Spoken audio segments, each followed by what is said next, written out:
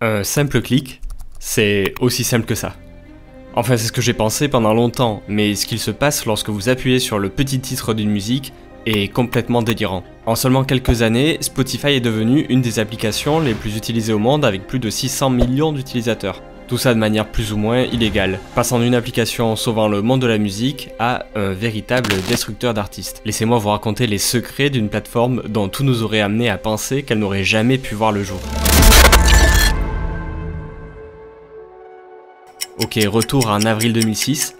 2006, c'est l'année où on a vu une baleine se baigner dans la Tamise à Londres, l'année où Google rachète YouTube pour 1,65 milliard de dollars, Been acquired by Google. ou encore l'année où l'Italie gagne la Coupe du Monde de manière totalement injuste. Enfin bref, si je parais autant attaché à 2006, c'est pour un phénomène assez marquant. A Rio Rancho man arrested for pirating 20,000 CDs caught the attention of local police and the music industry this week. Tout le monde avait quelqu'un dans son entourage avec un classeur rempli de CD piratés. Tout le monde piratait la musique très facilement, trop facilement même. Et en même temps, quand on a le choix et que tout le monde le fait, pourquoi se priver? Sauf qu'à cette époque, le piratage c'est un énorme manque à gagner pour de très nombreuses industries. Ça donne lieu à ce qu'on appelle encore aujourd'hui la crise du disque. En seulement 6 années, le marché du disque a perdu plus de 50% de sa valeur. Il faut alors urgemment trouver une solution qui permette aux créateurs de continuer à vivre et aux labels de continuer à s'empiffrer d'argent. Car oui, pour les labels et les maisons de disques, le vent est en train de tourner petit à petit, le piratage empiète de plus en plus sur leur part de marché. Et ça pose un très gros problème, car déjà une perte de revenus pour les labels signifie une perte de revenus pour les artistes, ça ajoute de l'instabilité au secteur de la musique qui, au même titre que les séries ou les films, doit se réinventer, mais se réinventer, c'est prendre d'énormes risques. Le changement ça fait peur, surtout quand on a passé sa vie à produire encore et encore la même recette et qu'elle fonctionne. Et ça, Daniel Ek, il l'a bien compris. Parce que l'histoire de Spotify est avant tout l'histoire de son créateur, Daniel Ek. Daniel vit dans un milieu très modeste, élevé par sa mère dans le quartier de Rijksweg. Cette enfance complexe lui a donné la sensation qu'il devait se dépasser plus que les autres pour arriver à s'en sortir. Car Rijksweg, en plus d'être un quartier populaire au nom super difficile à prononcer, est un quartier qui s'est appauvri au fil du temps, dont la plupart des élèves se lassent des cours assez facilement. Mais pas Daniel. Daniel, lui, il a une soif d'apprendre inégalable, n'importe quel sujet semble l'intéresser, et s'il est relativement silencieux et introverti, il écoute et il apprend vite. Il apprend si vite qu'il se met à coder à l'âge de 7 ans sur un Commodore.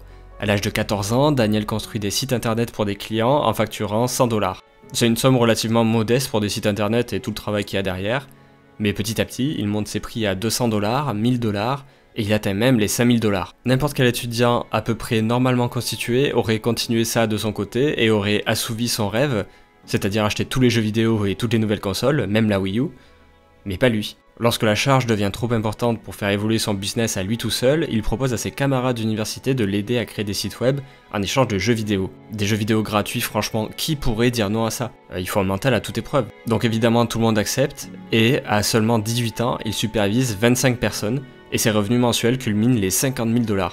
On peut dire que ça va, il est bien. Il arrive à l'université, mais se rend compte que les études ne sont pas vraiment pour lui. Et en réalité, c'est même l'intégralité du système scolaire qui le lasse terriblement. Je suis persuadé que la plupart d'entre vous n'en pensent pas moins.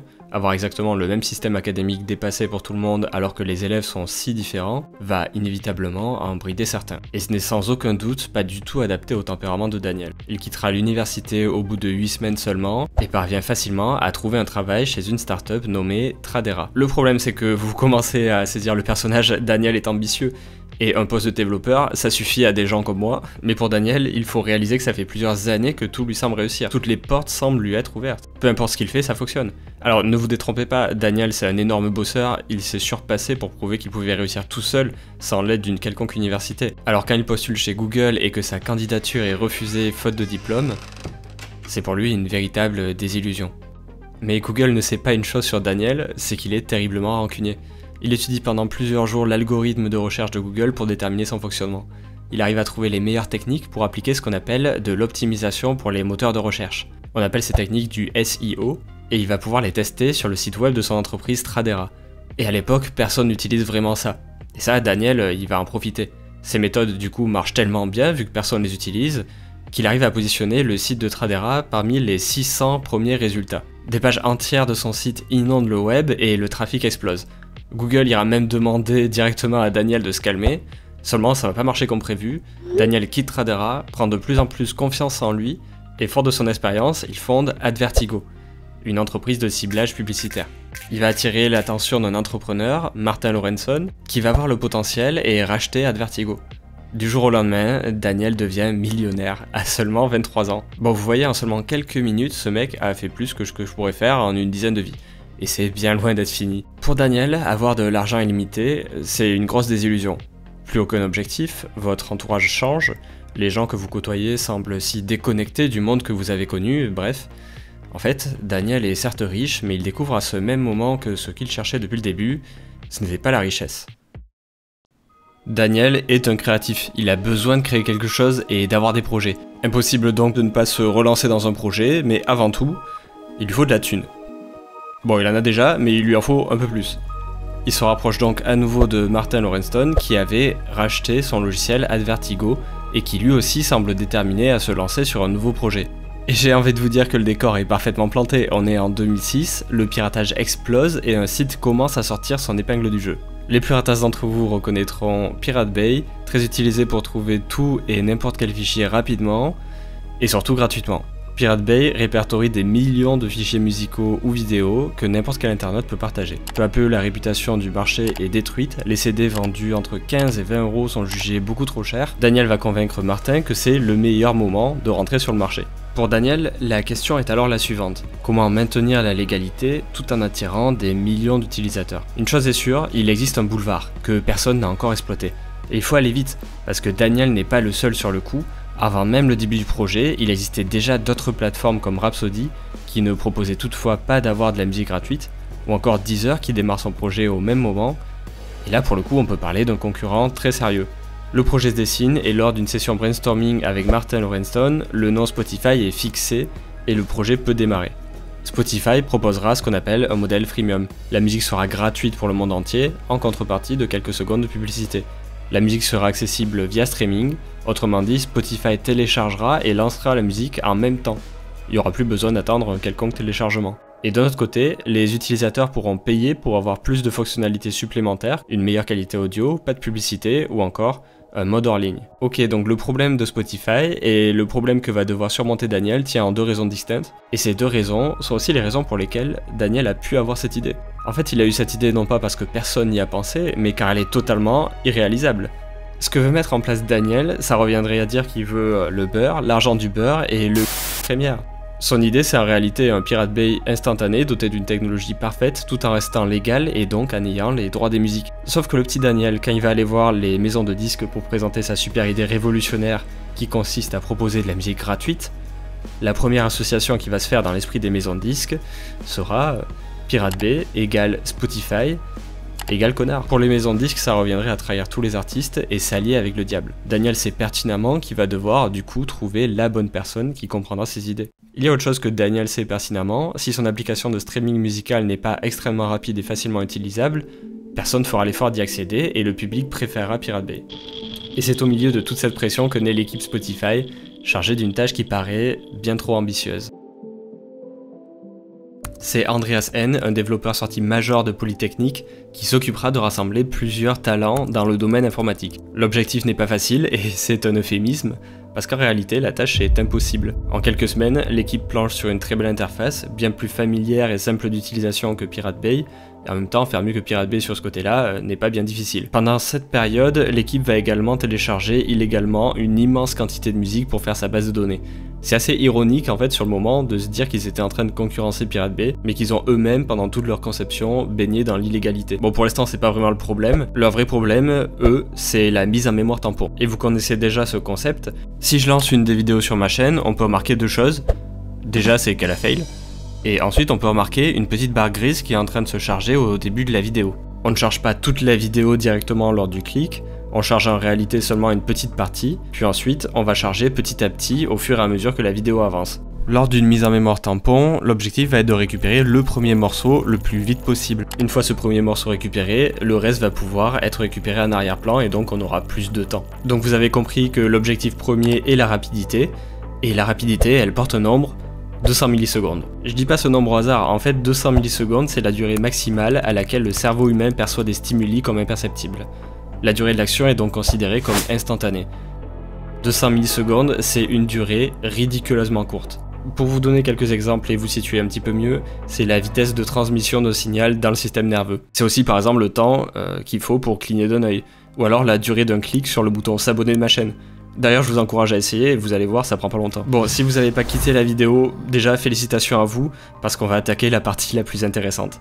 Ok, donc les objectifs impossibles sur cette chaîne, on commence à connaître, et pourtant, ça va pas empêcher notre petite équipe de se mettre au travail. Le premier système que l'équipe arrive à créer parvient à atteindre un super temps de 400 millisecondes. Et c'est déjà super impressionnant pour l'époque. Mais pour Daniel, c'est pas assez. En seulement quelques tests, il remarque une latence que la plupart d'entre vous n'auraient à peine pu déceler. So we needed to create that feeling about, immediacy of no buffering, no nothing. It just needed to be lightning fast. Retour à la case départ. Pas tout à fait en fait. Pour bien enfoncer le clou, Daniel demande à l'équipe de passer par un système peer-to-peer. Le coût d'une architecture traditionnelle était bien trop élevé pour l'époque.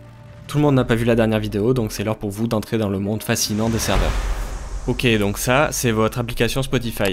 Quand je clique sur une musique, l'application demande au serveur une musique particulière. Le serveur va regarder dans une base de données, voyez ça un peu comme une pile de disques qui contient une multitude de musiques. Il va renvoyer à votre téléphone votre musique, mais il va le faire par petits morceaux.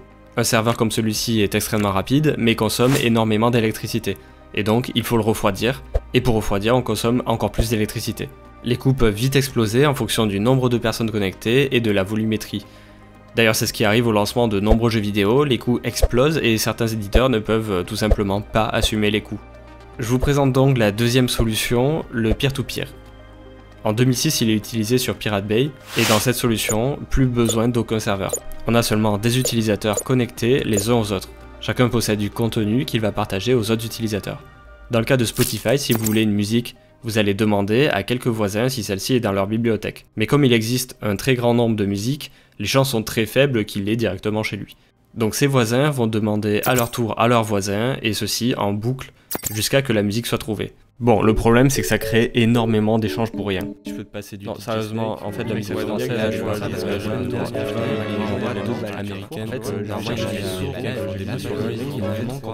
le gros avantage il est pour Spotify parce qu'il se libère du coût des serveurs. L'inconvénient c'est la durée.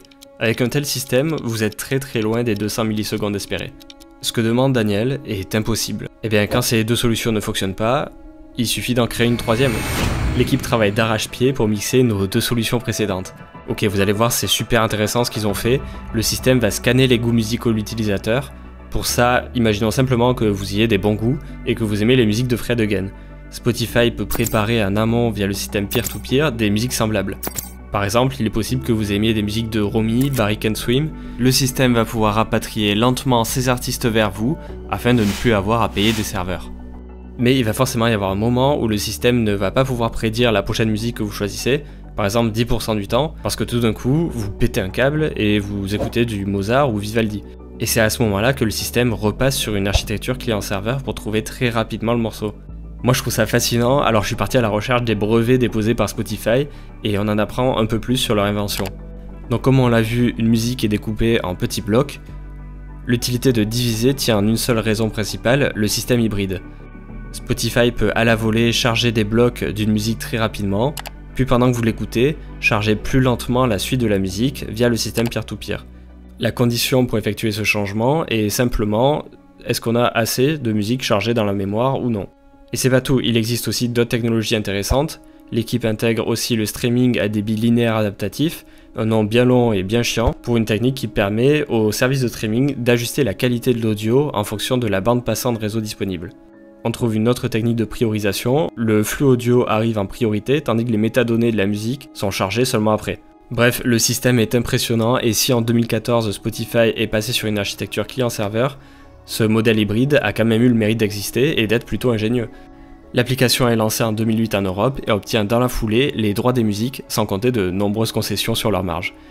Daniel a pu obtenir un contrat avec les Big Four, les 4 majors les plus renommés, UMG, Sony, Warner et EMI. Spotify se lance alors via un système d'invitation qui va créer un véritable phénomène.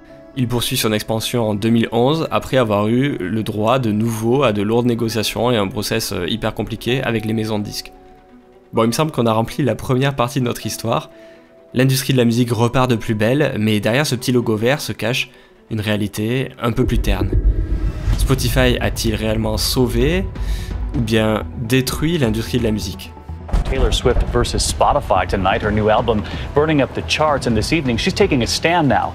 $175,000 versus the $10 million she makes selling it on iTunes. Hundreds of employees at the podcasting studios they had acquired. Laying off thousands of workers. You can see in that chart there, the layoffs really peaking. Le problème, c'est que quand on atteint une position aussi élevée que Spotify en obtenant un quasi-monopole, ça crée forcément des questionnements. Et on peut dire que Spotify, il en a soulevé des questions.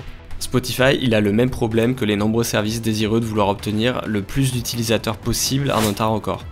Il n'est pas rentable. D'une part, les maisons de disques sont en position de force et demandent des parts assez élevées, tandis que les artistes de leur côté sont également laissés pour compte avec une rémunération ridicule pour le nombre de streams. Cependant, la seule chose qui a changé entre temps pour les artistes, c'est l'arrivée de Spotify. Et donc d'après eux, logiquement, s'ils sont moins payés, c'est à cause de Spotify et non pas des maisons de disques. Bah ouais, c'est Spotify qui s'est intercalé, prenant une marge de 30% et diminuant du coup leur rémunération. En 2009, Poker Face de Lady Gaga atteint le million de streams et une rumeur naît sur sa rémunération, qui serait seulement de 150 $. Et même sans ça, les artistes l'ont remarqué, ils sont super mal payés. Les plus grands artistes comme Taylor Swift, Radiohead se retirent de la plateforme, et dans le même temps, les maisons de disques augmentent encore leur marge sur Spotify, qui n'était toujours pas rentable. Et tout ça, c'est le résultat d'une promesse beaucoup trop forte et trop attrayante pour le consommateur. Une promesse d'abondance qui ne fonctionne qu'un temps et doit laisser place à de multiples augmentations de prix, des publicités toujours plus fréquentes, pour non seulement rentabiliser le modèle, mais en plus de ça, rattraper ses années d'errance. Est-ce que ça vous rappelle pas une petite histoire ça? En fait, l'exemple de Spotify n'est pas unique, transposez-le à YouTube, à Netflix, Amazon Prime, Disney+, ou le Game Pass.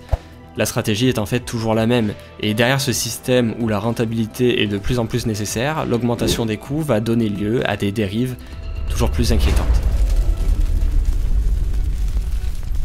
En 2016, une enquête menée par le média Music Business Worldwide a révélé que plusieurs artistes apparaissant régulièrement dans les playlists de Spotify étaient inconnus. Et par inconnus, on entend qu'ils ne sont tout simplement pas présents sur les réseaux sociaux, et n'ont aucune existence en dehors de leur compte Spotify. On les retrouve dans des playlists Spotify comme Sleep, Peaceful Piano ou Deep Focus, en grande majorité parmi les musiques d'ambiance. Et ces playlists, elles regroupent des millions de streams. It plagues it. You know, as a listener, if you think about it, you're playing this playlist from the top, okay, and you're not coming across real artists. Ok, je vais vous expliquer, vous allez vite comprendre. Spotify va rémunérer un artiste, par exemple Vincent, une somme de 400 € pour une composition. Un faux profil sous le nom de Gabriel Parker est créé sous la plateforme, et cette musique est positionnée en tête d'une playlist Spotify. Le titre génère 10 millions de streams et pourrait prétendre, très approximativement, à 35 000 €. Non seulement Spotify n'a pas eu à reverser d'argent à une maison de disques, elles sont en fait complètement expulsées de l'équation, mais en plus ils peuvent générer énormément d'argent pour eux-mêmes, parce que l'artiste a déjà été rémunéré 400 € pour sa composition. Et si depuis Spotify a démenti et a très rapidement mis la poussière sous le tapis, on touche du doigt le principal problème. Spotify a la même mise sur l'industrie de la musique, et il est désormais totalement intouchable. C'est Spotify qui choisit les artistes mis en avant, qui les positionne dans des playlists, qui les enlève, c'est donc Spotify qui a le droit de vie ou de mort sur la carrière d'un artiste. Ce qu'on remarque avec Spotify, on peut le remarquer sur d'autres plateformes. Le pouvoir de décision qu'a le public sur un artiste est alors amoindri. Et pour garder ce contrôle, Spotify doit connaître l'utilisateur à la perfection. Et c'est ce que va faire Spotify en rachetant Tunigo en 2013. Tunigo propose des playlists à l'utilisateur en fonction de ses humeurs ou d'un moment particulier de la journée. Suite au rachat, de nouvelles playlists vont petit à petit arriver sur Spotify, comme par exemple une playlist pour aller à la salle, ou lorsque vous êtes dans les bouchons dès le matin. Alors que jusque-là, la plupart des playlists se concentraient sur un style de musique comme du rock ou de l'électro, on voit arriver des playlists petit à petit basées sur l'émotion qui proposent des musiques à l'intérieur qui sont bien plus variées. Spotify accélère le pas l'année suivante et va racheter Econest, toujours plus orienté vers l'analyse des goûts musicaux. Vous comme moi, il vous est déjà sûrement arrivé de lancer une petite playlist un peu spéciale appelée les découvertes de la semaine. Chaque semaine, Spotify sélectionne pour vous 30 musiques qu'il juge comme proches de vos goûts. Au début, ça fonctionne plus ou moins, mais force est de constater que, au cours du temps, cet algorithme a permis de découvrir des artistes totalement inconnus, dont je n'aurais jamais découvert l'existence autrement que par cette petite playlist. Je m'étais jamais rendu compte du nombre de genres musicaux existants dans Spotify et la complexité de trouver de nouvelles propositions. À ce jour, et au moment où je vous fais cette vidéo, il existe plus de 6000 genres musicaux disponibles sur Spotify et 100 millions de musiques. Et l'algorithme en choisit 30. Donc vous imaginez bien qu'il ne fait pas au hasard. Pour cela, il va combiner 3 algorithmes. Le filtrage collaboratif, le traitement du langage naturel et les profils sonores. Le premier est appelé le filtrage collaboratif. Et pour cela, l'application va regarder à quelle fréquence vous écoutez telle musique et va pouvoir trouver les utilisateurs les plus similaires à vous. Cet utilisateur a de bonnes chances d'avoir des musiques que vous n'avez pas encore écoutées, et donc il va pouvoir vous les proposer. Et c'est quelque chose d'assez amusant parce que ça signifie qu'en écoutant en boucle Baby Shark pendant quelques jours, vous pouvez potentiellement ruiner la playlist d'une autre personne quelque part sur Terre. Malheureusement, ce système n'est pas parfait, et en plus de ça, il se base sur les fréquences d'écoute, et donc ça va favoriser les plus gros artistes, tout en excluant les petits qui ont très peu d'écoute. C'est pour cela qu'en plus de ces systèmes, on utilise le traitement du langage naturel. Et c'est là qu'on découvre que Spotify est un vrai aspirateur à données. En 2013, les robots de Spotify parcouraient en moyenne 10 millions de pages web par jour. Leur but est simple, récupérer des données sur les musiques comme des commentaires, des critiques ou des articles. Cette analyse va permettre de tirer une liste de mots et donc de créer des rapprochements entre deux musiques ou deux artistes. Bon, après ces deux algorithmes, Spotify n'a même pas encore regardé le contenu de la musique, mais notre troisième algorithme va s'en occuper. Et c'est là que ça part un stack complet avec des technologies toujours plus poussées. Donc pour commencer, on génère une représentation temps-fréquence. Là vous voyez en rouge le niveau de décibels plus élevé. Cette représentation est ensuite envoyée dans un réseau neuronal qui va se charger de déterminer les caractéristiques de la musique en question. Et là tout y passe, le tempo, la tonalité, les instruments, le timbre. Et encore une fois, on peut utiliser toutes ces données pour créer des rapprochements entre des musiques, mais aussi créer des moyennes associées cette fois-ci à votre profil. Et de temps en temps, l'algorithme va modifier un tout petit peu ces données pour ne pas toujours vous proposer la même chose, histoire que vous n'ayez pas toutes les semaines les mêmes musiques dans votre playlist de découverte. S'il y a quelque chose à comprendre de Spotify, c'est qu'il est aujourd'hui devenu le centre névralgique de toute l'industrie musicale. Malgré les critiques légitimes qu'on peut adresser à Spotify, et dans un monde où les polémiques se multiplient, il est important de ne pas oublier le rôle majeur que cette plateforme a joué dans la découverte de nombreux artistes.